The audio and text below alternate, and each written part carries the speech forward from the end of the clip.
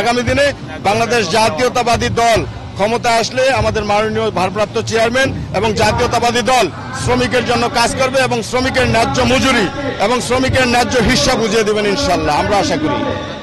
আজ মহান মে দিবস। মহান মে দিবসে আমাদের প্রত্যাশা যে ফ্যাসিস্ট সরকারের পতন হয়েছে, আগামী দিনে সুন্দর একটা জাতীয় নির্বাচনের মাধ্যমে বাংলাদেশে গণতন্ত্র ফিরে আসবে, শ্রমিকের সকল দাবি দেওয়া পূরণ হবে।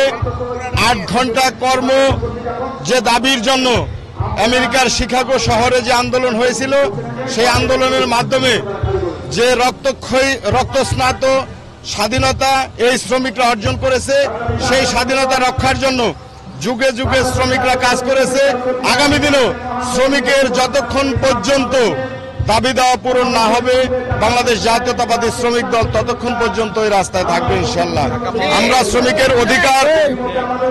শ্রমিকের অধিকার আদায়ের জন্য সর্বসময় কাজ করে যাচ্ছি, আগামী দিনেও যাব ইনশাল্লাহ। আমাদের মাননীয় ভারপ্রাপ্ত চেয়ারম্যান জনাব তারেক রহমান বিগত 2 বছর আগেই যে রাষ্ট্র মেরামতের 31 দফা কর্মসূচি দিয়েছেন, তার মধ্যে 17 দফাতে শ্রমিকের জন্য প্রস্তাবিত শ্রমিকের দাবি দেওয়াগুলি উল্লেখ করা আছে।